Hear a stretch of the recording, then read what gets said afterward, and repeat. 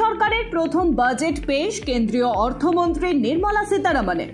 এদিকে বাজেটের দিন প্রতিবারই আলোচনার কেন্দ্রবিন্দুতে চলে আসে অর্থমন্ত্রীর শাড়ি। তার শাড়ি প্রীতি প্রায় কম বেশি সবারই জানা।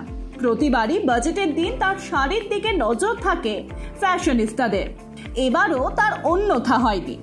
নির্মলা দক্ষিণ ভারতীয়, তার শাড়িতে ফুটে ওঠে সংস্কৃতি। এবার তার পরনে ছিল ম্যাজেন্টা রঙা পাড়ের সাদা সিল্কের শাড়ি, তাতে ছিল সোনালী রঙের মোটিভ।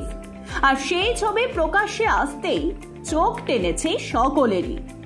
এই নিয়ে টানা 7 বার বাজেট পেশ করলেন নির্মলা সীতারামন। আর প্রতিবারই তার শাড়ি নিয়ে আলোচনা চলে ফ্যাশনিস্টাদের মধ্যে। দেখে নেওয়া যাক এর আগে 6 বার কোন কোন ধরনের শাড়িতে সেজেছিলেন অর্থমন্ত্রী। চলতি বছরে অন্তর্বর্তী বাজেট পেশের সময় তিনি বেছে নিয়েছিলেন নীল রঙের একটি হ্যান্ডলুম শাড়ি। নীল রঙের তসর সিল্ক পরেছিলেন তিনি। শাড়ি জুড়ে ছিল সাদা সুতোর কাঁথা স্টিচের কাজ।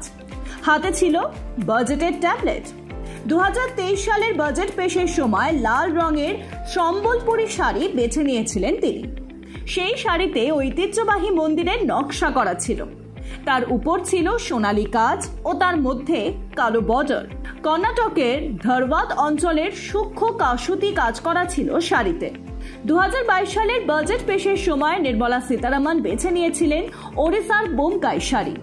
বাদামি রঙের শাড়িতে মেরুন ও রূপলি সুতোর কাজ ছিল। 2021 সালে বাজেট পেশের সময় তিনি পরেছিলেন হায়দ্রাবাদের পোচামপল্লী শাড়ি। লাল সাদা সিল্কের ওই শাড়ি অনেকেরই মন জয় করে নিয়েছিল। তার আঁচলে ছিল ইক্কতের প্যাটার্ন। 2020 সালে নির্মলা সীতারামনের পরনে ছিল সোনালী হলুদ রঙের কাঞ্জিভারম শাড়ি, যাতে ছিল নীল রঙের সরু পাড়। 2019 সালে প্রথমবার বাজেট পেশ করেছিলেন নির্মলা সীতারামন। সেই সময় তিনি বেছে নিয়েছিলেন উজ্জ্বল গোলাপি রঙের সোনালী পাড়ের মঙ্গলগিরি শাড়ি।